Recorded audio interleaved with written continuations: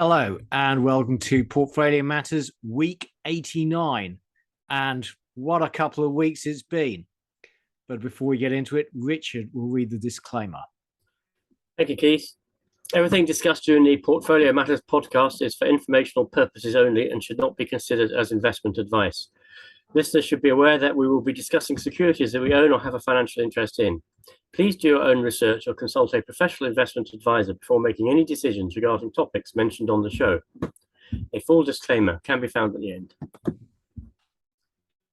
Thank you, Richard. Well, first the news, and there's a hell of a lot going on in the world. So first of all, OPEC Plus met and they agreed to cut production quotas. Note quotas, not actual production, by 2 million barrels a day starting in October. Now, what is very interesting is that the US had previously asked OPEC to actually increase production, and instead, OPEC is essentially listening to Russia and has cut production, and the actual impact is likely to be around 780,000 barrels a day. So that will tighten an already tight market. In the UK, it is total chaos. So earlier in the week, we had a sell-off in gilts, but then yesterday we had a big bounce, which is carrying on this morning in the case of gilts, although sterling has sold off this morning. And the Bank of England has had to intervene several times.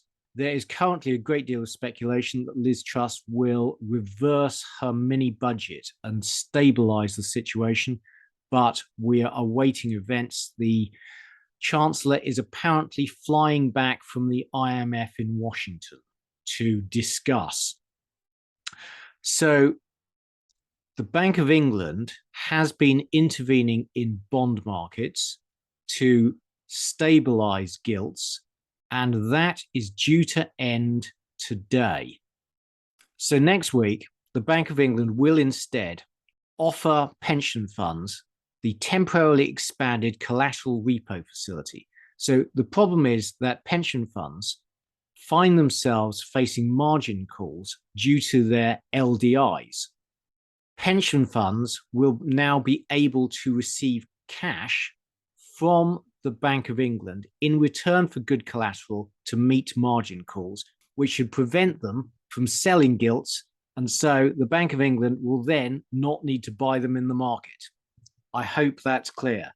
The bottom line is this could probably have been avoided in the first place if the Bank of England had done this earlier. So by buying gilts in the market, the Bank of England has interfered with the price mechanism, which is not what it should have done. It could have dealt with this crisis by helping the pension funds meet margin calls. In other matters, the bridge to Crimea has been blown up by somebody, probably the Ukrainians, but then the Russians have retaliated with rockets, and the war in Ukraine shows no signs of de-escalating. And related to that, German rail services were disrupted by deliberate sabotage to some of the communication cables. And they are saying that it looks like a state actor was involved in that sabotage. So there is a danger that this winter, Russia actually carries the war to Europe through sabotage of infrastructure. And finally, we had the US CPI print, which markets took really well. So yesterday, from its lows, the S&P 500 rallied by 5%. So the Bank of England's temporarily expanded collateral repo facility, which is a bit of a mouthful. Okay, so I've gone through this already, but what it's going to do is it will lend to pension funds needing cash at a premium of 0.15% in return for good collateral. You remember the Victorian central banker Walter Bagehot's rule that central banks should lend in whatever amount is necessary to solve a crisis in return for good collateral at a premium. And this does that. So hopefully this will help solve the problems caused by LDI liquidations. Okay, now when Andrew Bailey said that he would end the bond buying program on Friday, well, sterling sold off hard, but it has since recovered. We will just have to wait and see what Monday brings. And as speculation that the government is going to U-turn has arisen, so both sterling and gilts have rallied. Although, frankly, gilts have only rallied a bit and are still very elevated. And this whole farce is going to cost UK borrowers a lot of money. So the white line is the expected path of UK interest rates before the mini budget. The blue line is now. And UK borrowers will now suffer from higher interest rates. I think just to put that into context, though, interest rates have been absurdly low for far too long. And part of what's happening is the impact of these very low rates and the sort of financial misallocations that have occurred as a consequence of it is now coming home to roost as rates rise to what would be considered to be a much more normal level only a decade ago. It's a consequence of the fact that central banks have reduced interest rates to such low levels that have created circumstances that are very vulnerable to rapid increases in interest rates. I completely agree, Richard. The problem is that over the last 2 decades, we've had this enormous supply shock as we have integrated China into the world economy, and that depressed inflation. And yes, central banks got carried away, particularly during the pandemic when we did both QE and the Eurozone had negative interest rates, and UK and US had very low interest rates.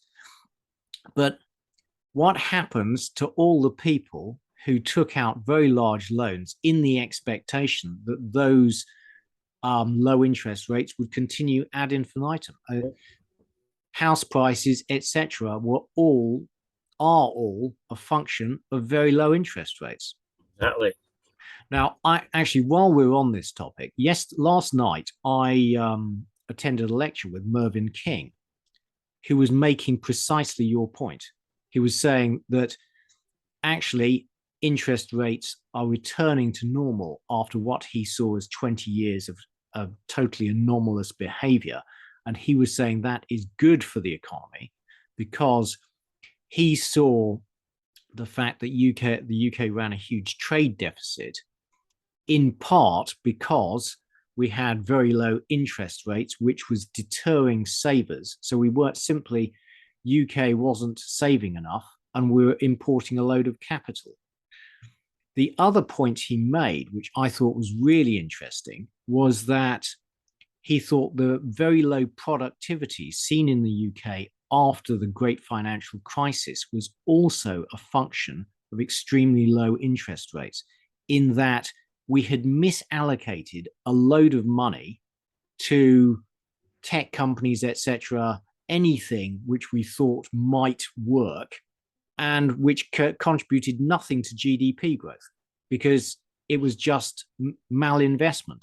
So very low interest rates incentivized huge amounts of malinvestment, and also companies which should have gone bust and have very low productivity have just survived for very long. So low interest rates have failed to incentivize the movement of capital from low productivity companies to high productivity ones.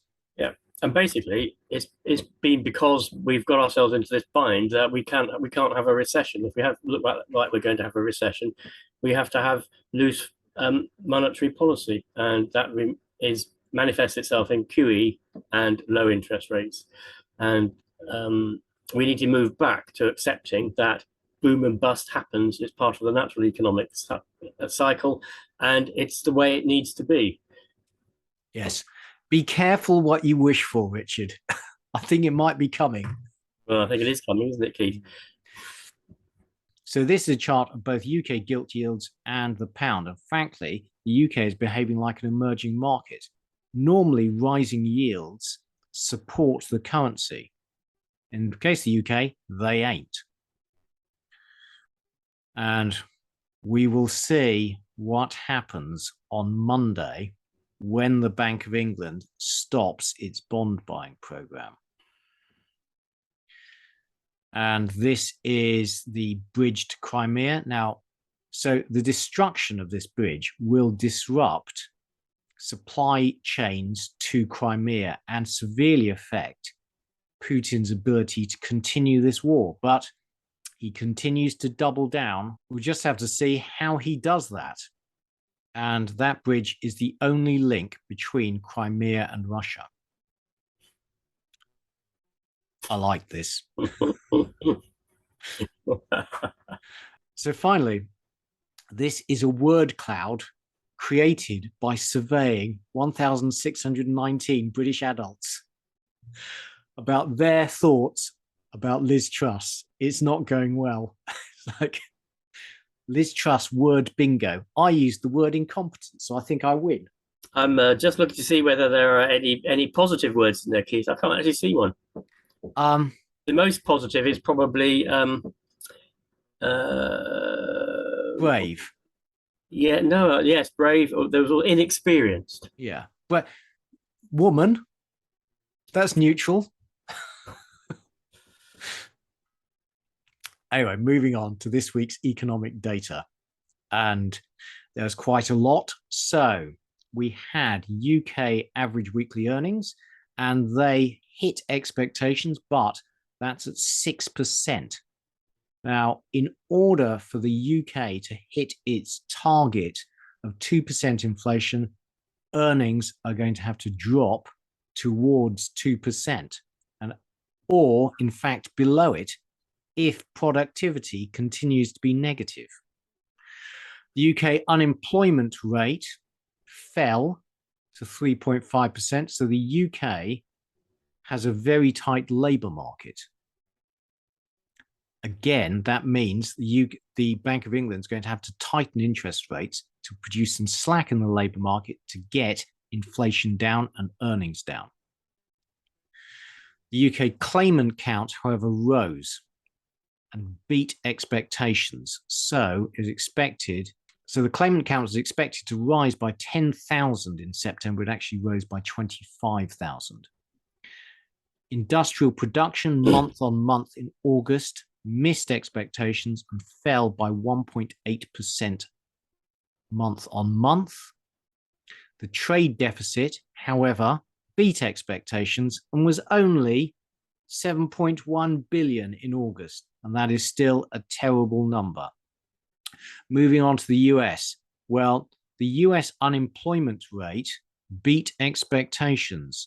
It fell to 3.5% in September. So the US employment market is still tight.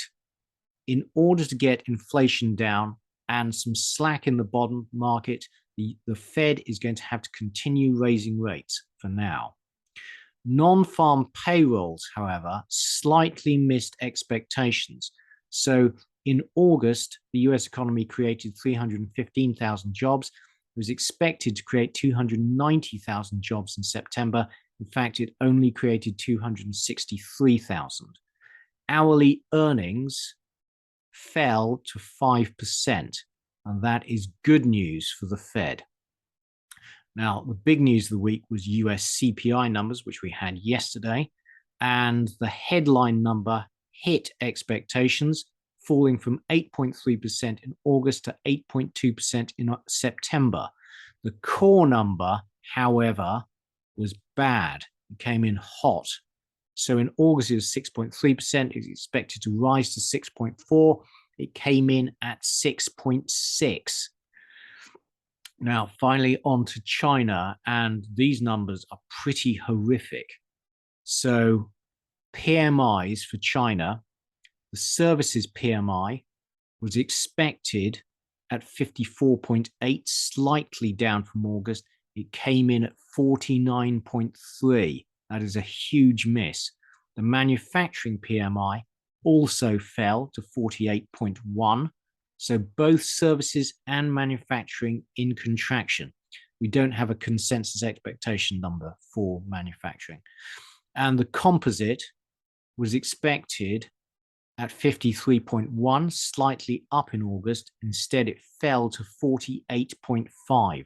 So all those numbers show an unexpected fall in Chinese economic activity and China falling back into contraction. All bad news. And we know that China is suffering from a property crisis. And whenever there's been property crisis in other countries, it has led to severe economic disruption. If you think of the GFC in the US or the Chinese property bubble in the 1990s. Moving on to some charts, Richard. So the UK mortgage rate spiking up very sharply. We've all heard about that. Over 5%. Halifax house price index, which one would expect to go negative, I think, over the course of the next few months. UK average weekly earnings growth still on its upwards trajectory. Post office workers on strike for 20 days. This coming over the coming few months before Christmas. UK unemployment rate. One of the contributors to that is the fact of the high number of people out of work and not seeking work, which is attributed to long-term sickness as a result of COVID. Yes, we actually have a whole section on that. I'll try and do it today, but if we run out of time, we'll do it next week. And the UK claimant count showing increases for the first time in a year. UK GDP month on month falling, and the UK trade balance really not very healthy. The US unemployment rate still very low and showing no signs of increasing. And the US non-farm payrolls very low, although they also have the not looking for work issue that we believe we have. US hourly earnings are actually sort of stabilized for the last few months at around about 5.5%. US labour force participation rate still much below the COVID level, pre-COVID level. And the US economy still driving jobs creation. Yeah, what I notice here is that the construction sector is still adding jobs. Really surprising, given the very high interest rates. And the fact that employment is a lagging indicator when it comes to projecting how the economy is going to do. So it's a lagging indicator for recession. And so the fact that employment is still going up doesn't mean to say that the US isn't heading towards a recession, but it means that it may not be there yet. Yeah. Reminder, in the 1970s, when we also had high inflation, the employment kept rising for 3 quarters after the start of the recession. So employment is the last thing to turn down. And we do have the US housing market slowing. So yeah, we've got a big section on that coming up, Richard. US CPI, US core CPI, not looking great. And US initial jobless claims and continuing jobless claims. So the initial jobless claims have ticked up a little bit, but they're still low. Yeah. And the 30-year mortgage rate is now at nearly 7%. And part of the problem with this is the rapidity with which it's risen. Yes, completely agree. And the China services PMI just below 50, but it doesn't actually look particularly bad after that horrendous spike down in early 2022. And the China manufacturing PMI, I mean, we always have to take these numbers with a pinch of salt, of course. Yeah. As we do the inflation numbers in the US. Yeah, but China doesn't look like it's doing very well. If these are the official numbers, then they're going to be massaged upwards, not downwards. Exactly, yeah. Yeah, I mean, the problem with the US government bond portfolio is that the value of these bonds is falling precipitously, and they're holding them on their balance sheet. And I think that they have something like I can't remember. I think their balance sheet is. I think their assets are about 40 billion, and their liabilities are 1 trillion or something of that nature. So technically, all the central banks are bust. But of course, apart from the ECB, a central bank can be bailed out by its government. Yes. The ECB is much harder because it doesn't have a government to bail it out. Very good point, Richard. Very good point. You know, in a previous weekly, we did a section on this, and we talked about the UK. The Fed also has a big problem. Yeah. So we reckon the UK economy is probably in a recession. And we know that we've got the energy crisis ongoing and probably going to get worse over winter. Interest rates have spiked, which causes an economic slowdown. So UK is not looking great. Chinese economy falling back into recession, and we've had this property issue in China for a long time now. US inflation persistent, maybe in the process of peaking, and US jobs report is still decently positive, a little bit below expectations, but not showing signs of declining yet, although, as Keith said, it is one of the last indicators to turn negative when moving into recession. Okay, thank you, Richard. Moving on. Now, I had a comment after last week's podcast saying that when we did the macro data updates, my commentary appeared to be driven by instinct rather than by actually what the data are telling us. And that in particular, when there was positive data, I would be tending to ignore it. Now, it's not instinct.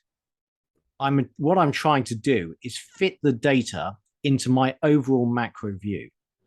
And where I think we are is I think the US economy has peaked, but it is now slowly slowing as very strong rises in interest rates start to affect first the housing market and then the wider economy. Now, we know all that happens with a big lag.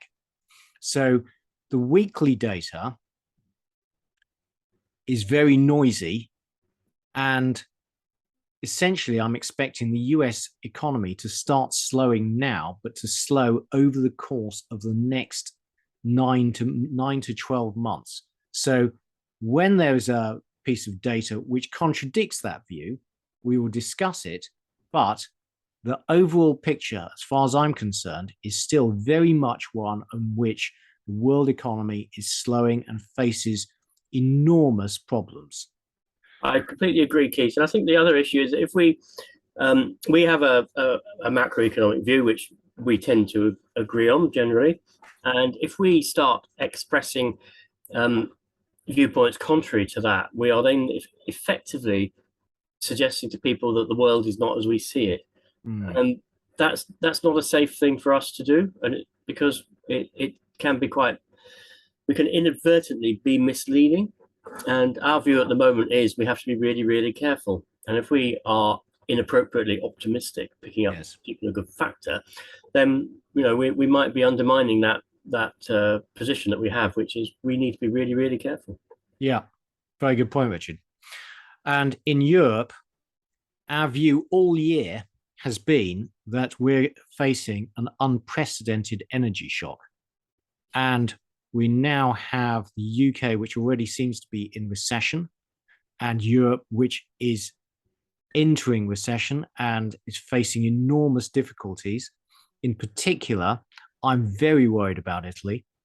You know, we've covered it in previous weeklies, that Italy has announced an enormous energy subsidy package, the second largest by GDP after Greece. And previously, over the last 5 years, essentially the ECB has bought all Italian bond issuance. Now, how is it going to fund that? Italian bond yields are spiking. We're in the early stage of an energy crisis in Europe, which is arriving now. So this table summarizes some academic research on how an interest rate shock affects output, affects GDP. And the bottom line is it takes a long time. The world economy is like a super tanker. It takes a long time to turn around. And so if you look at column 3 and just look at the numbers, you're talking about many months. So we've seen a very strong rise in interest rates, and that's not really come through yet. It will start to come through in subsequent quarters, not months.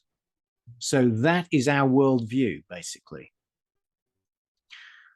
And as Richard was talking about earlier, the rate rises have been really fast. And that means stress on the entire financial system, which is very highly indebted. Yep.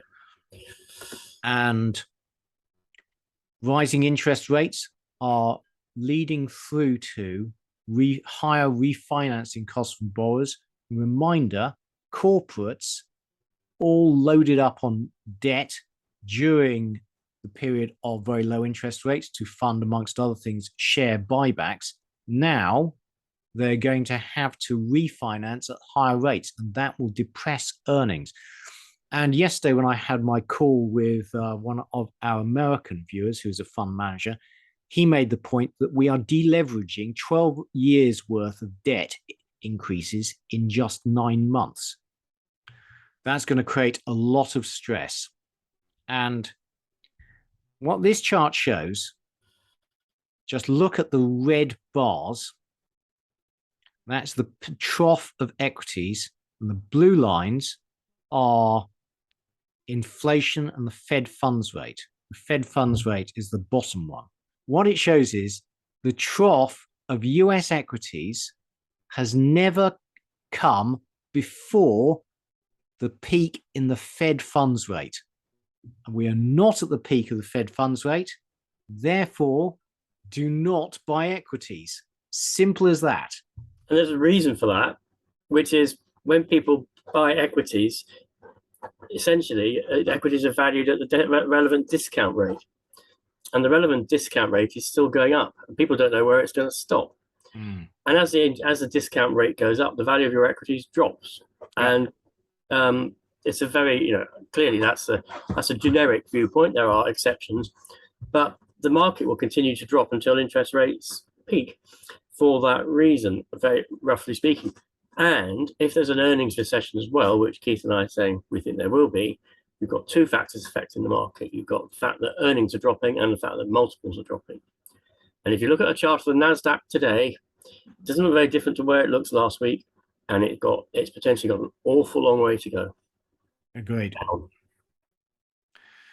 And in Europe, the energy crisis is about to begin as the temperatures drop for winter. Now, we'll go through this later, but European natural gas prices have been dropping as they have in the UK, but they still remain 5 times where they were in 2020. So in summary, we think that the economic downturn is only just beginning, and it's too late to buy equities. It's too early to buy bonds. Be cautious. So the Bank of England's dilemma. Well, the Bank of England, like all central banks, is in a difficult spot. So we have high inflation that needs to be curtailed, and therefore the classic solution to that is to increase interest rates, which will combat inflation, restore confidence in its mandate.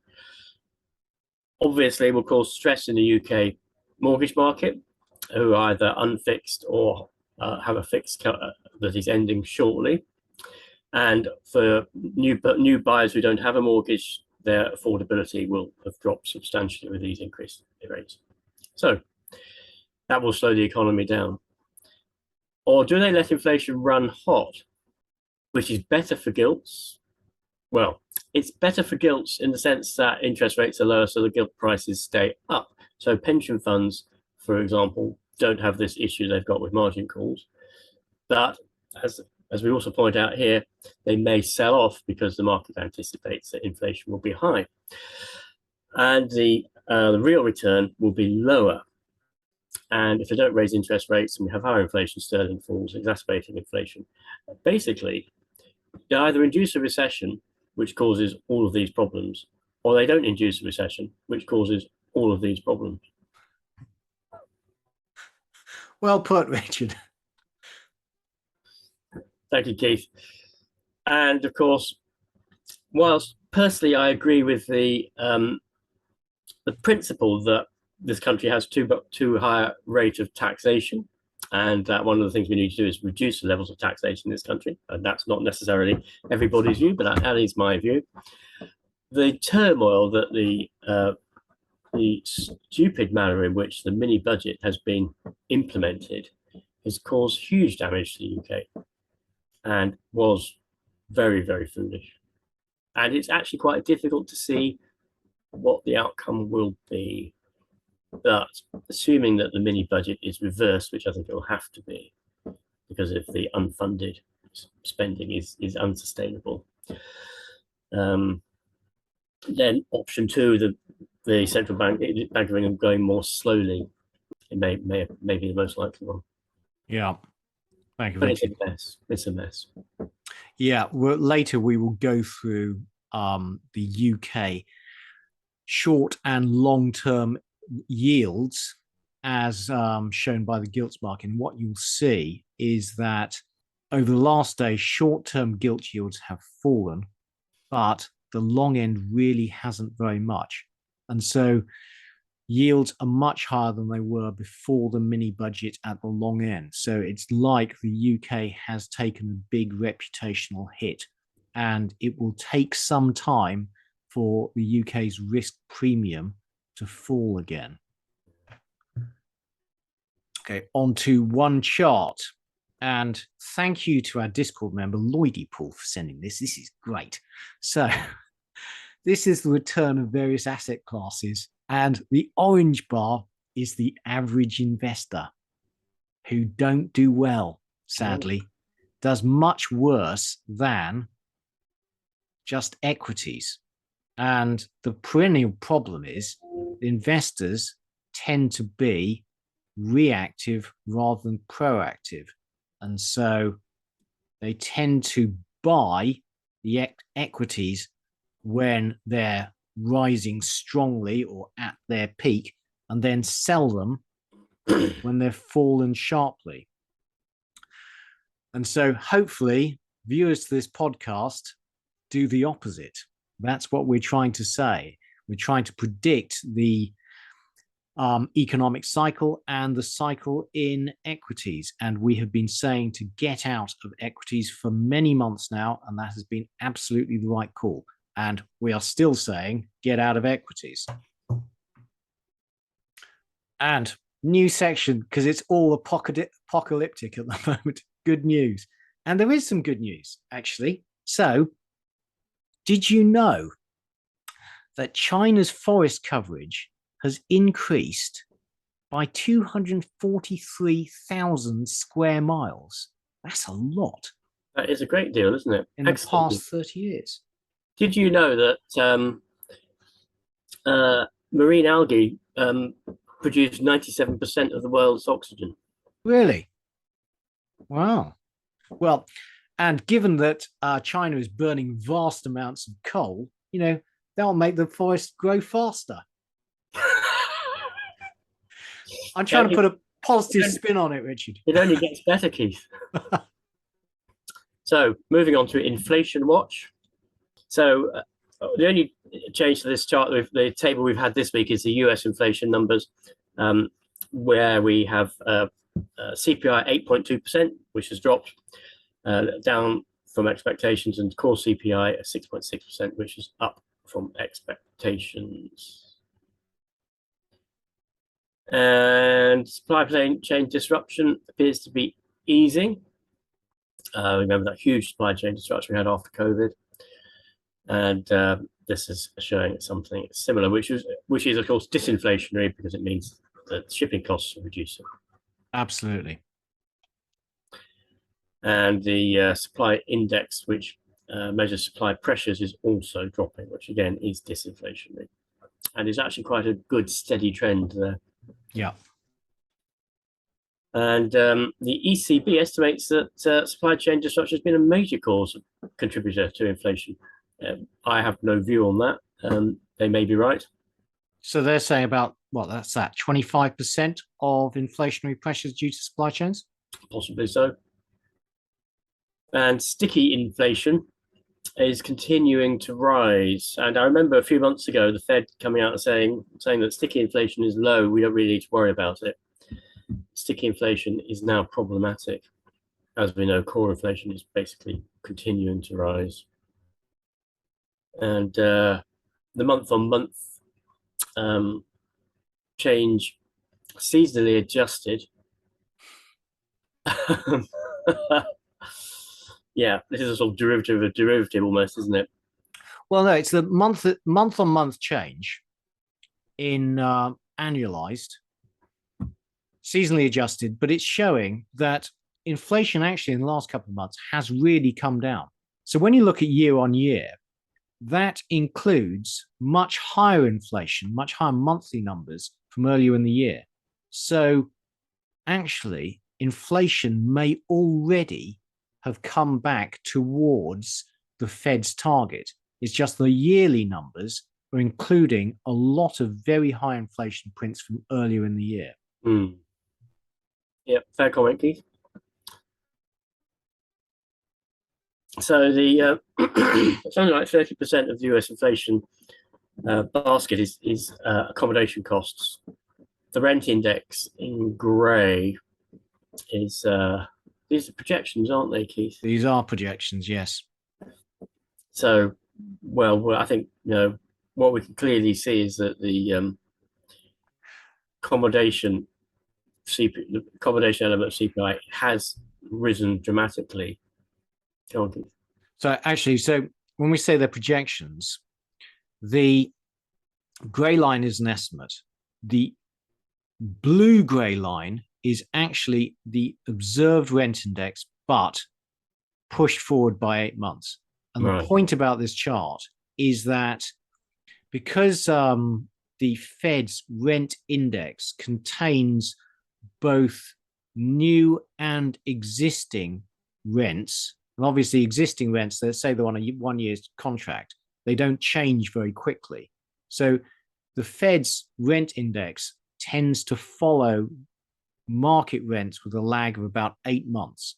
And so what this chart is saying is that market rents have now turned down, and the CPI measure of rents should turn down with a lag in the coming months. Having said all that, the yellow line is CPI rents. The grey and blue lines are market rents. And you'll see that CPI rents are massively lagging market rents. And so that would argue for CPI, the CPI print catching up and actually being persistently positive over the next few months, which would tend to keep the main CPI number high. Yeah. In the US, the rents are just possibly starting to fall a little bit. So the UN food price index has been falling actually steadily for most of this year now, and continuing to fall. Number of small businesses planning higher prices has dropped, and that is potentially good news for forthcoming inflation. And this has shown that US consumer inflation expectations may have peaked. Certainly they've dropped back fairly sharply, as have market US inflation expectations peaked. So we've got easing of supply chain pressures, which is disinflationary. A number of indicators suggesting that headline inflation in the US has peaked and that core inflation is also peaking. But there are some broader measures of inflation, such as housing costs, that is continuing to rise. So it may be that the inflationary impulse is beginning to abate. Yeah. Good summary. Okay, on to recession watch. So this chart is quite complicated, but what it shows is that Fed tightening cycles that also include spikes in food and energy prices always lead to a recession. And we've had a spike in energy prices, which may be fading in the case of oil, but is most definitely not in the case of coal. And we are very much expecting recession coming. And US base rate expectations remain very high and are close to their peaks of earlier in the year, although this is from 2 days ago before the CPI print, so that may have changed. And to reiterate the point that interest rates have risen very quickly, and that will cause stress to financial markets and highly indebted financial entities or companies, consumers who are highly indebted. And whenever this has happened previously, something always breaks. Yeah. And frankly, right now, that is my main anxiety. Something will break. And the trouble with all highly indebted entities is that the incentive is always to try and put on a brave face and say that everything is fine until you can no longer do so. Because if you admit you're having funding problems, you precipitate a crisis. And so everyone tries to disguise the fact that they're facing difficulties until it's impossible to do so. And financial commentators are also warning of that risk as credit spreads rise. I think one of the issues it has to be sitting there is the counterparty to fixed rate mortgages, fixed rate debt.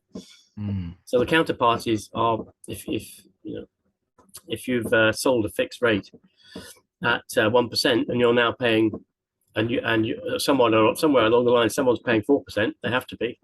Yeah. Someone is on the hook for 3%, and that is a huge liability sitting in someone's account, Yes. whether it's a pension fund or an insurance company or bank. It's sitting there. Yeah, very good point, Richard. And now this shows the red line is high yield credit spreads, and they've come a long way from their lows. But if their historic relationship between credit spreads and the US 10-year holds, they've got a lot further to rise. And this chart makes that point. Now, the other thing is we are just starting US earnings season, and we expect that to be bad. And I've separately put out a video on the Kalecki-Levy formula, which relates the US fiscal deficit to corporate earnings. And the bottom line is, during the pandemic, the US fiscal deficit rose from 5% of GDP to 15%, so an increase of 10% of GDP. That 10% of GDP is reflected in a big rise in US corporate profits. Now, as the fiscal deficit has returned to normal, so US earnings will have to return to normal, but that is not reflected in US earnings forecasts. So I suspect Q3 earnings will display a dose of reality. There will be a load of misses, and that will then lead to markets reassessing credit risk. And the ECB's measure of financial stress is rising and is higher than it was during the pandemic. And in the US, consumers are turning to their credit cards as they face a cost of living crisis. Now, reminder, we know that there is still a great deal of excess savings in the US after the pandemic fiscal largesse, but Most of that is with better off consumers. At the lower end of the income spectrum, it's all been spent and they're turning to credit cards, just as credit card interest rates are spiking. However, the first indicator of a slowing economy is a fall in the hiring of temporary workers, who are the easiest to hire and the easiest to fire. And as yet, there's no indication of a slowdown in temporary worker hiring. So all the indications are that the US jobs market remains tight. But going back to Richard's earlier point about the speed with which interest rates are rising, the blue line is federal debt to GDP. And as debt to GDP has risen, it's now $31 trillion past this week. So as interest rates rise, that increases the interest costs, and it just makes it very difficult to sustain high interest rates. So the expectation is that interest rates will rise quickly to get inflation under control, but then they'll have to fall back quite quickly as well, because high interest rates suck demand out of the economy as everyone spends money on debt servicing costs rather than on other goods and services. Yeah. And reminder that monetary policy affects the real economy with a big lag. So we've not yet seen the full effects of tightening monetary policy. So in summary, this week, we've mainly talked about credit. Interest rates are rising fast, credit spreads are rising fast, but if their relationship with interest rates and 10-year yields holds, then they've got a lot further to go, and that will further add to recessionary pressures. So the European energy crisis. The EU has done very well, actually, in refilling its gas storage facilities in readiness for the winter, and that is impressive. And it's pretty much the third highest since 2011, so plenty of gas in storage. And clearly, all the taps have been turned wide on in order to achieve this. And gas inventories well above average for this time of year. So again, there's storage. How the storage issue has been addressed. They've done everything they can in terms of making sure that there's not as much gas as possible in storage. Of course, what now happens is that demand will begin to climb. The storage, gas in storage, will come out of storage, and the question will be the balance between how quickly they can get gas in versus how fast it goes out through demand. We still have, actually quite interesting, isn't it? Despite the fact that Nord Stream pipelines have been blown up, it's interesting that the inflows are still very high. Yeah. We don't know what the depth of the winter is going to be. I read somewhere today, someone said it's going to be a mild winter, but I think that's taking forecasting to an extreme, really. What's fascinating about this chart is how the variance in the drawdowns over the winter period, in some years, such as 2013-14, actually is not very much. If you have a mild winter, we could be all right. This could be no problem at all. Yeah. Whereas in other years, you get huge drawdowns. So we'll just have to wait and see. If the supply continues, it's rather suggestive that there will not be a gas crisis, isn't it? As long as there isn't a very cold winter. Yeah. And the electricity price is falling back as the price of gas drops as well. Presumably people are projecting that there isn't going to be such a tight market. This is the March 23 contract. Yeah. Still very elevated over what they were a year ago. Yeah. And likewise, Dutch natural gas prices dropping right back. And the UK natural gas prices. There's a lot of pipelines coming into southern Europe via Russia, though. One wonders if they may start to be affected. Well, the other thing, Richard, is having blown up these cables, the communication cables on the German train network. I mean, what's next? Yeah. So comparatively, UK natural gas prices are extraordinarily high. Yeah, probably 5 times what they were in 2020. Yeah. And, prices helped by strong winds because, of course, we generated quite a lot of wind power. Yeah, this is a bit of an ugly chart, but essentially the dirty green part is wind. Yeah. Offshore is light green, dark green is onshore. And it was a windy week. Yeah. So, I mean, the title says it all. It has to cut demand and keep its flows coming through. So it's all up in the air, really. Essentially, in order to avoid a crunch this winter, we need to keep on buying LNG through the winter, and that means depends on the price compared to the rest of the world. Gas prices will remain high as we need to outcompete Pakistan, Bangladesh, etc., all of whom also use LNG for their power supplies. I mean, this is to say that there was a cold snap and gas consumption rose substantially. Consumer behavior has not necessarily changed yet. Yeah, no, it's instead of conserving gas, and you'd hope that despite the cold snap that gas consumption didn't rise that much, it actually did. It rose 14% above the seasonal norms. So there's as yet no sign that consumers are changing their behavior. This is the electricity import as a percentage of consumption. And you can say Luxembourg imports 81% of its electricity, so it's highly vulnerable to disruption in supplies. The UK only 6% or so, most of which I think is from France. And then the northern European countries mostly actually are net exporters. Yeah. The European gas situation is not as bad as it looked as if it might have been a few months ago.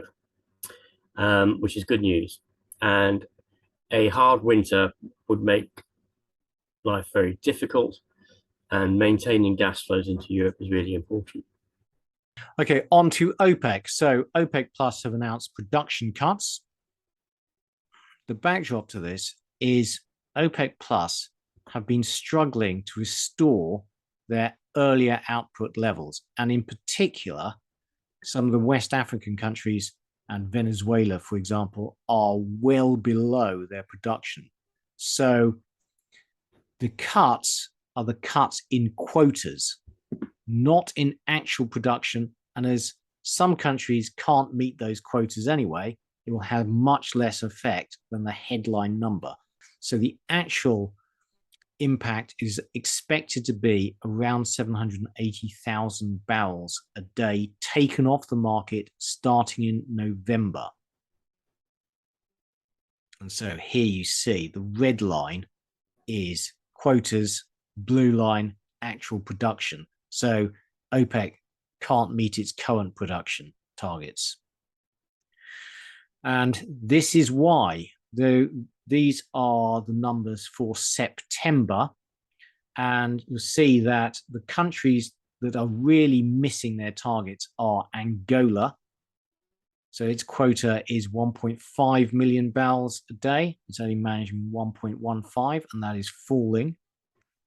Nigeria has got a quota of 1.8, and it's only managing less than 1.1, still falling. So any cuts to their quotas makes no difference whatsoever. And in total, the OPEC main 10 are missing their quotas by 1.4 million barrels a day. We then turn to the non-OPEC countries. Well, the big ones who are missing are Azerbaijan, Kazakhstan, and in particular Russia, which is obviously being affected by sanctions. And those sanctions affect not just its ability to export, but its ability to produce as worldwide Western expertise is taken away from the Russian oil industry. So in total, OPEC is underproducing by 3.6 million barrels a day. And it's essentially, when you cut quotas, the only countries that will really affect are those that are at quota and willing to cut their production in line with OPEC demands. And there you're really talking about Saudi Arabia, Kuwait, possibly Iraq. In summary, the headline number should be ignored. What is really interesting about the OPEC cut is how Saudi Arabia is now essentially ignoring US demands to increase and is following its own best interests in a show that US influence is waning. But this also tightens an already tight market, and we'll go through that further when we go through energy later. Okay, moving on to US housing, which we'll go through quite quickly. So the bottom line is interest rates rising quickly mean that housing affordability is collapsing. So what will $2,500 mortgage payment buy you in terms of a house?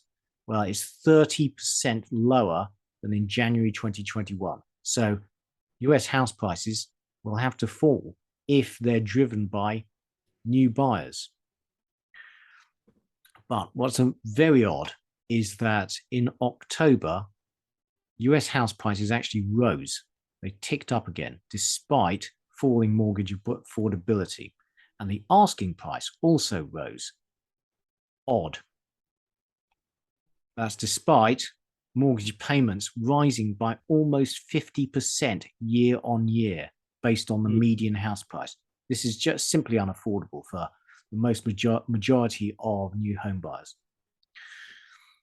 But what's really interesting is that the sales volumes are collapsing, and that's what matters. Now, we did a dedicated podcast on how the housing cycle is the business cycle, and the housing cycle is a volume cycle, not a price cycle.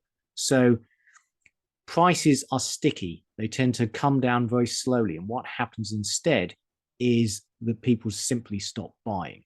And that means home builders can't sell their houses, they lay people off, etc., etc. And that drives the business cycle. And that is happening now. Listings are also falling.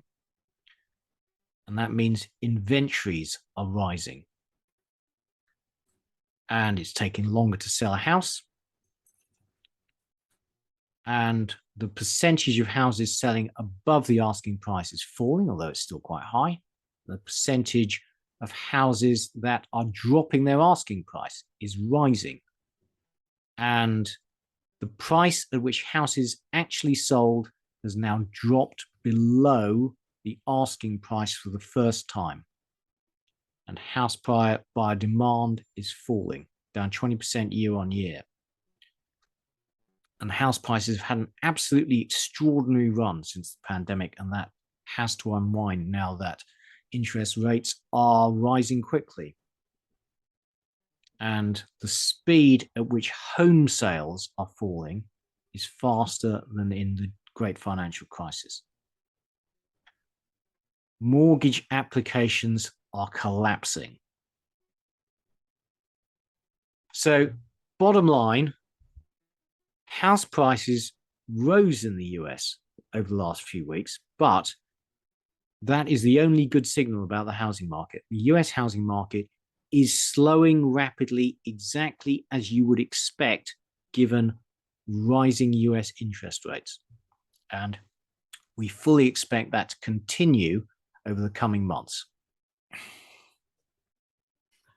A summary. Okay, so we've got a couple of other charts for you about China.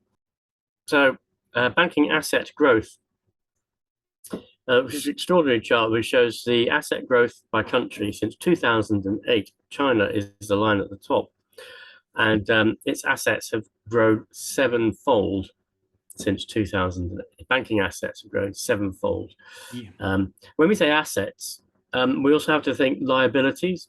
In other words, let's say that their assets were 100, they would have had loans out to of 100, and they would call the loan an asset on their balance sheet. So they'd have an asset and a liability matching. So now they've got 700, and the problem is the liability that they've got doesn't change. It's 700, and what their asset effectively is security on the property that they've lent on.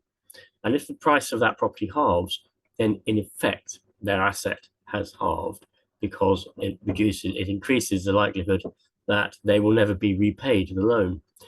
And that means that rather than being solvent, they rapidly become insolvent. And that is the key danger in the Chinese banking system. And it's also a danger in our banking systems, in the Western banking system, but not to any extent, anything like the extent of China. That's a very frightening graph, really.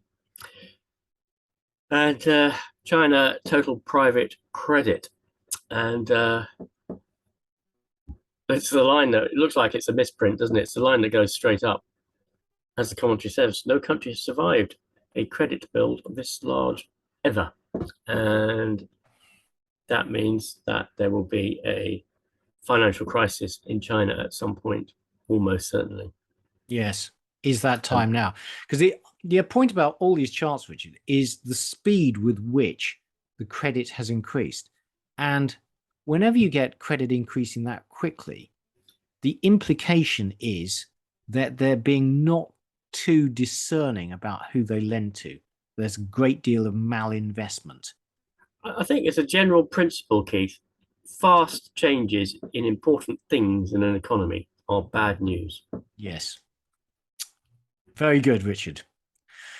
Okay, on to equity markets, Richard. Yeah, thanks, Keith. So the FTSE All Share down 1.4% on the week, and the stocks Europe down 0.8, S&P 500 down 0.8, Nasdaq down 4.7. I mean, just go and look at the Nasdaq chart and be very, very careful. I think personally it's only going one way, and that's down. Hang Seng down 8%, which is a chunky drop, down nearly 30% year to date. Topics down a little bit. Bitcoin has really sort of stabilized at around about the 15 to 20,000 level at the moment, down 50% on the year. The pound is now bouncing around the 110 to 114 mark, I would say, down 16.5% on the year. The euro very similar to the pound against the dollar, and the dollar index up a whopping 20% year to date, nearly 20% year to date. The US stock market down, It's had a big bounce last day, but despite that, since in the 10 days since we last did the podcast, it is still down. And I think you have to look at the moment, you have to look at the big bounces in the context of, not of, my God, I'm missing out, it's going back up, but this is just part of the move down. Yeah. There's the US tech index. The Hang Seng. The dollar index. Yep. So as it says, the decline in sterling mainly due to US dollar strength. Look at the pound in its trade weighted index. Then it hasn't really changed very much for the last 10 years. Yeah. And actually, it really hasn't changed very much despite Brexit. And this excludes the period, after the mini budget. But, the falls this year have mainly been driven by a strong US dollar. Yeah. And imports of fuel hit a new record. This is in sterling as opposed to in volumes. I'm not quite sure what the absolute volume of fuel imports is. But clearly increasing prices in natural gas and oil have made a big difference there. And the UK fuel imports as a percentage of all goods imported, again, it's become hugely outsized and very bad for our balance of payments record. Absolutely. And talking about the chart we just showed you, which is trade weighted index of sterling, well, our balance of payments has really deteriorated. shouldn't you expect sterling to fall in the trade weighted basis? That was the reason we were talking about getting out of sterling earlier in the year, is because of the energy crisis, not because of the mini budget and the whatever. And presumably Europe has exactly a very similar looking chart, actually. Yes. Yeah, so this is the dollar isn't strong because it's only rising versus certain currencies, and it's rising dramatically versus the G10, but not. It's rising against EM, but not as strongly. Yeah, absolutely. Is that essentially commodity exporters are doing okay? Certainly the energy ones. We've alluded to this from time to time over the last year or so. Tech companies are not delivering earnings growth. There's the fantastical earnings growth projections that we had a year ago simply have not come to fruition, and their earnings haven't kept pace with the S&P over the past year, and I don't think they will do so over the next year either. Investment grade corporate bonds. We talked about junk bonds earlier. Investment grade corporate bonds getting pretty pricey. This means it's very difficult for companies to refinance as their debt rolls off. So if they borrowed at 2% 5 years ago, not 5 years ago, a year ago, and they've got to refinance at 6%, and they can't afford it. And they did their share buybacks, so then they're going to have to issue equity to. Yes, exactly. No, that's exactly right. And it's a merry-go-round, and the only people who benefit from it will be the merchant banks. Well, also the executive team who had stock options. Very true, and they'll reprice their options once they do their issue. Yeah. Eurozone equities look cheap based on historic earnings and forecast earnings. Possibly so, but I do think we need to wait till we get through the winter, see what happens before we jump into European equities. Yeah, but also forecast earnings. Yes. We know the forecast earnings are just too high. So, I would not be buying at these levels. I do think I was very bleak about the prospects of the European economy over the winter. And looking at the gas storage situation, I am less bleak about it now than I was. So fingers crossed. Yes, I agree. So the equity market was driven by QE and low interest rates. We now have higher interest rates, no QE. The equity markets are going to go the other way until the central banks decide that they're destroying the economy. They're destroying the financial economy, and then they will start doing QE again. You heard it here first. You cynic, Richard. I love this chart because it just shows how QE and the S&P are in lockstep. It's a question of at what point does the red line, the S&P index, reach a point where the pain is too great to allow it to continue to drop. That is the point at which QE will start. Yeah. Unless we have a banking crisis for some other reason first, which is quite likely. Cheery stuff. So this is shows the momentum of ETF flows by sector as of the 10th of October this year. Well, investors are just still buying the market. All you have to look is, far left bar, billions. The last 20 days, 18 billions flown into the S&P 500. This is a reflection of the fact they think the Fed is going to come out and do QE. And it probably will, as I say, will do, but I don't think it's going to do it yet. Yeah. Thank you to Jaw It for sending us that, by the way. Gallows humor. Dude, check out those mountains. Yeah.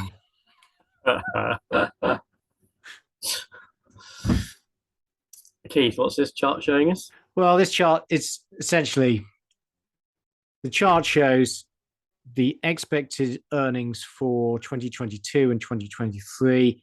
But the point really is that we are now entering earnings season. So the next few weeks, we are going to get loads of earnings reports in the US, and we will discover whether earnings forecasts are too high, and we think they are.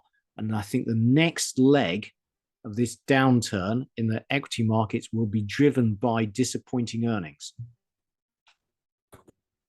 Okay, on to commodities. Thank you, Richard. So there's been a huge divergence, as we've covered week by week, between the performance of energy and industrial commodities. So the blue line is non-energy, and that's really come off since March. It peaked in March. In contrast, energy prices, i.e. natural gas, coal, oil to a lesser extent, have just kept on rising. Make a comment on this, Keith. So one of the things that intrigues me is we know there's been a significant shutdown of industrial capacity in Europe as a result of high energy prices. And we haven't really experienced the knock-on effect in terms of supply shortages or price increases yet. And I think that is sitting out there waiting to come along. We're probably running off inventory at the moment. That is true. I know that inventories are very low, but what I'm very struck by the failure of, let's say, iron prices to recover. Yeah. And you're right about, for example, copper. We have low copper inventories, but I think that China is slowing. Yeah. And all these big industrial commodities are mainly used in the Chinese property sector, and that is just collapsing. So there's been a huge drop in demand. Yeah, I think that's what's going on. Yeah. Okay, on to energy commodities. Well, oil had a good week on the back of the OPEC Plus announcement. So Brent was up 3.3%, WTI up 3%. Natural gas futures continue to slide. So Dutch natural gas is down almost 10% over the last 10 days. And UK natural gas down 8%. All these figures are from when we last did the podcast, so that's Wednesday of last week. Coal drifted off, but it's still up 134% this year. Uranium had a little bounce, up 15%. And on to some data specific to the oil market. Well, total US crude inventories are down 16 million barrels over the last 2 weeks. And the excluding drawdowns from the SPR, they're down 2 million barrels. So the SPR releases are keeping the US economy well supplied with oil, but that can't continue forever. And I'm just not sure what Joe Biden's game plan is. His game plan is to keep the oil price down until after the midterm elections, isn't it? Well, I think that might be right, but in which case, I think oil spikes after the midterms. So is there an investment opportunity there, Keith? I think there may be in oil itself. I mean, the big question is whether oil equities follow oil higher. Now, we've talked about this several times before, and I think I did a special podcast on it. But certainly in the 1970s, although oil prices remained high and oil price and oil company profits rose strongly in 1974, the share price of oil companies fell by over 30% as they followed the wider market down. And that is why I'm not holding oil equities. I think if you're going to play this, it would be better to play the underlying commodity rather than the equity. And the rig count is unchanged. This is crude, had a bounce. And actually, when we're talking about crude, let's talk about global oil inventories.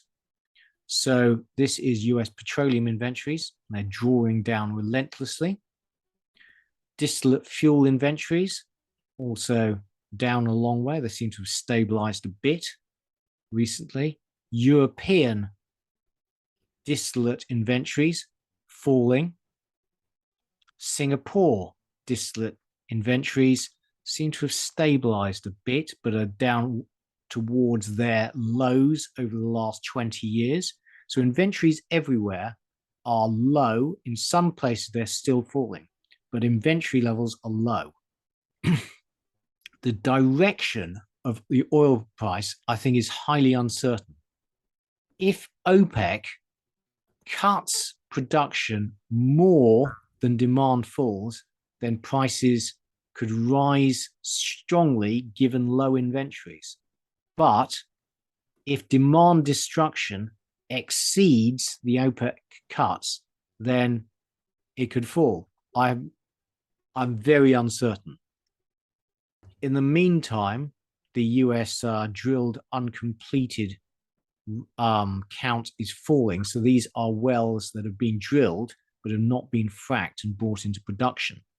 That matters because although US oil production has been very disappointing this year, it could get a lot worse. They are currently completing many more wells than they've actually drilled. And so as the DUC count falls, their ability to keep on doing this disappears. At that point, US production could fall rather than grow. And actually, it peaked this year at 12.1 million barrels a day. It fell again this week to 11.9. Despite high oil prices, US is not growing production. The danger is, as they run out of DUCs, actually, production starts to fall. And they're not adding rigs. What's going on? Reminder, many of the core areas of the main shale plays have been largely drilled out. So the picture on the left is the Bakken. Now, the core areas of the Bakken, there are really very few areas left undrilled in the prime core regions. Only the Permian has any growth left. So when we come out of this recession in however long and world oil demand picks up, where's that oil going to come from? I really think we are heading into an energy crisis next recovery. Yeah. So this is European. Sorry, Rich. And that's your trigger for your next sort of oil cycle investment. Yes, exactly. I think the next oil cycle will be short and very sharp. Yeah, frankly. So there's European natural gas futures. They've obviously come down a long way. They're more than halved since their peak, but still a lot higher than they were in 2020. These are UK, same pattern. US natural gas futures drifted off. Surprising, actually. Coal, very high. Now, coal inventories are falling, which would support an already elevated price. And coal looks very cheap compared to gas. So if you can, you're burning coal instead of either gas or oil. Mm. And Chinese coal burning electricity generation capacity is greater than total American electricity generating capacity. China is burning a lot of coal and it's building more. If you're worried about the environment, be worried. Yeah. Uranium ticked up. On to industrials, Richard. Thank you, Keith. Yeah, I'd say quite weak, really, in most industrial commodities. Lithium is moving again a little bit, perhaps up to 2.5%, and neodymium up 4%. But zinc down 4%. The big movers. I think we're in a little bit of a. We had a big spike up. We've had a fairly significant fall, and the question is, where are we now? What are the demand and production drivers? And I think Keith probably put his finger on it when he said that the issue is, although we're having production cuts and in elsewhere in the world, the Chinese demand is probably falling very rapidly, and at some point, the difficulty is trying to equate the relative strength of those two impulses. It's very difficult to try and work out what's going to happen to industrial commodities on that basis, I think. Yeah, I think the world economy is going into recession. China, big marginal buyer over the course of the last 20 years, seems to be slowing. I would be very wary of investing in industrial commodities. I think you're right, Keith. So we have aluminium, cobalt, copper, chromium, iron ore. I mean, I think this chart's really indicative. Yeah, that's big marginal use of iron ore is Chinese construction. Yeah. Iron ore price continues to drift off. Yeah. Lithium. And the EV revolution is gaining momentum, and resource constraints will prevent electric vehicles replacing internal combustion engines. Not only in the near future, I think there is not sufficient material resources in the world to achieve the espoused aims of governments in transitioning away from fossil fuels. It simply can't happen. Yeah. And on that note, Richard, this table is from Professor Simon Michaud. And what it shows is the metal requirements to completely replace fossil fuels. And on Richard's point, these numbers are just totally unachievable. So the total copper required to produce one generation of technology, of electric technology, to completely replace fossil fuels. And bear in mind, when they wear out, unless you completely recycle all the metals in them, you would need yet more. Sorry. I mean, this chart is just extraordinary. There is a solution to this, and that the solution actually has been evident for a long time. You have to invest in nuclear energy, and you can manufacture hydrogen by electrolysis. You can manufacture oil if you have the electricity. You need the electricity. You don't actually have to electrify the world's motor system. You can use internal combustion engines. You use nuclear power as your primary source. It's not difficult. That is the only way of achieving a move away from fossil fuels.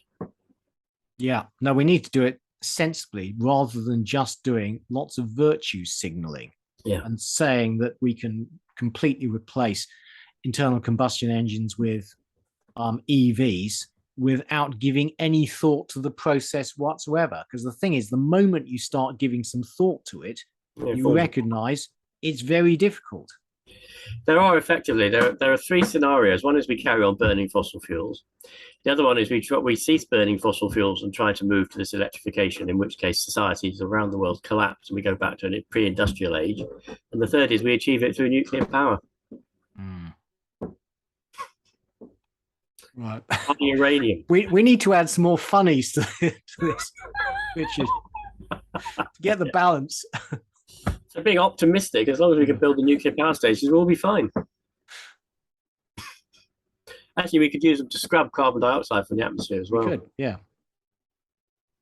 Neodymium, nickel, tin, ferrovanadium, oh dear, and zinc. Yeah, none of them look good. And precious metals, not a good week for precious metals. They're very, very volatile at the moment. I think the previous week when we didn't do a report, silver went up 10% in a day, for example. So they are very volatile. So we have gold. This is gold in US dollars. Yes. Silver.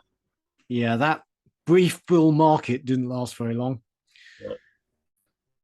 Platinum, rhodium, and palladium. Finally, on to rates. Now, this, frankly, is a live issue. So we, in the UK, over the last 10 days, the short end has come down, but the long end has actually risen.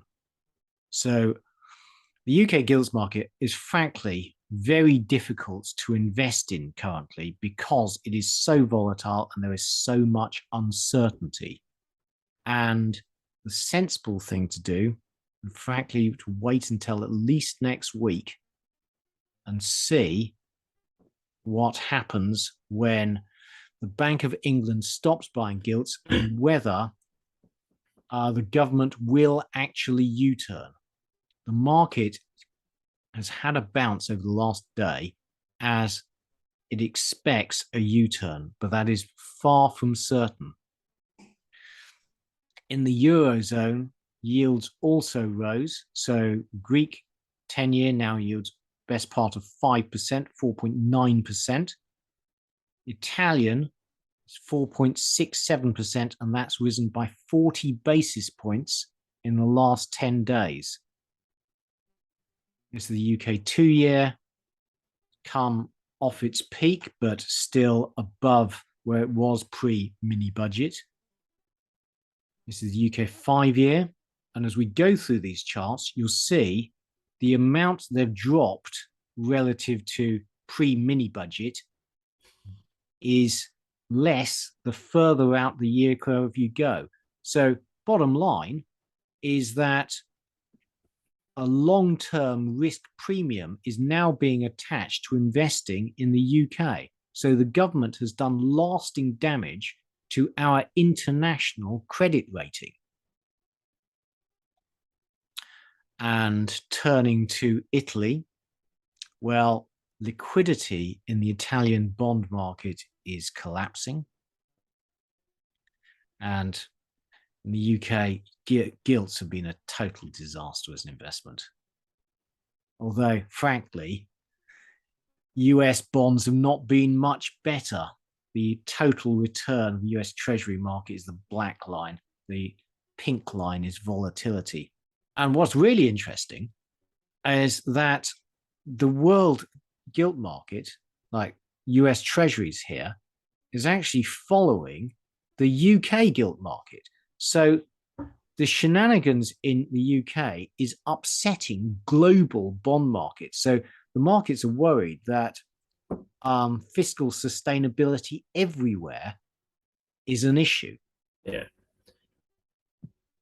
This is the US 10-year, German 10-year, Italian 10-year. At these levels, the Italian debt burden is simply unsustainable. Greek. And finally, the seasonality chart, volatile October. We need to overlay the seasonality chart on a downward sloping line, Keith. Yeah. And concluding comments. Yeah, moving on. What were you up to this week, Richard? Basically, a very quiet period for me. Virtually no change in the value of my portfolio, and no purchases and no sales. Just a couple of things I wanted to show. This is an interesting table of globally systemically important banks' balance sheet gearing. And if you cast your eye down it, what you see is that most of them, many of them, are in the range of 20 to 30 times levered. Not all of them, obviously, and the US banks are generally less levered than the European and Japanese banks. But if you look at Barclays, Credit Agricole, 27 times, Mizuho, 26 times, EMP Paribas, 22 times. It's some of these banks are really standing on a cliff edge, and if there is a significant reduction in the value of the assets that they hold on their balance sheets, they become immediately insolvent. Yeah. So thank you, Richard. I'm particularly interested by Credit Agricole, actually. Now, in the background, I have prepared a segment on the French economy, which we've been meaning to do for literally weeks now, but there's been so much going on that we haven't got to do it. But the French economy is highly geared and actually struggling. And Credit Agricole actually I think could be a harbinger. Yeah, When things calm down, we'll do that segment on France. that would be interesting. And then the only other chart I've got is gold in GBP, and gold in GBP, although it's taken a little bit of a drop the last few days, is pretty close to its all-time high, and it is a good hedge against currency depreciation, which we're currently seeing. Keith, how was your week? Okay, thank you, Richard. So I had a bit of a poor week as sterling rallied, bonds sold off, was down 0.5%, but I still beat the all share and I'm still having a good year, although I have been way too early on bonds. And it has been a tough year for investors. So, anyone who is up or not losing as much as the rest of the market. I mean, the Nasdaq's down the best part of 30%. So be safe out there. Now, this morning, I have been impetuous and I have sold some of my US Treasury 20-year plus ETF, on which poor investment. I've lost money on. Again, I've been too early. And despite the fall in sterling over the period, I've lost 7.5%, which is non-trivial and quite painful. And I've overweighted the 20-year plus compared to what a sensible position would have been. But then I've gone and bought the 2071 UK gilt, which regular viewers will know I had a dalliance with earlier in the year, and has almost halved since I bought it all those months ago. And it's off its lows. And I think that if the government does reverse the mini budget, and frankly, I think it will have to, I think it will have to do something, then hopefully gilts stabilize. This is my asset allocation earlier in the week. My UK bond position is around 3%, so not much. And this is the US 1 to 3 year ETF. It's been a good investment since I bought it. The 20-year plus has been a poor investment. And this is what I bought this morning. Now, this is taking just about as much risk as you can in the UK gilt market. So I really don't recommend anyone follows me. But you'll see that just last year, beginning of last year, the price was £150. In the shenanigans 2 weeks ago, the price fell to almost £40, and it's up 25% since then to £50, where I bought it this morning. So previously I bought it at 91, thinking that yields were bottoming. I was so wrong. But ultimately, I think that the interest rate cycle will peak. High interest rates will succeed in slowing the economy and bringing inflation under control. And as inflation comes down, yields should come down. And as yields come down, then the 2071 gilt is very highly geared to changes in interest rates. It only has to go back to where it was in August for me to make over a 50% tax-free return on my investment. That is what I'm playing. So today I've had a little bit of a nibble, and let's see what happens next week. Interesting. Yeah. Well done, Keith, for giving that a go. And we'll see. We'll see. If it's always nice to have a little bit of a risk position on, a little bit of a frisbee. Yeah, exactly. So anyway, be safe out there. Frankly, I'm very worried about US earnings season and whether Russia's going to go around blowing up other people's infrastructure. But in the meantime, it is goodbye from Richard Wheater. And it's goodbye from Keith Jordan. Goodbye.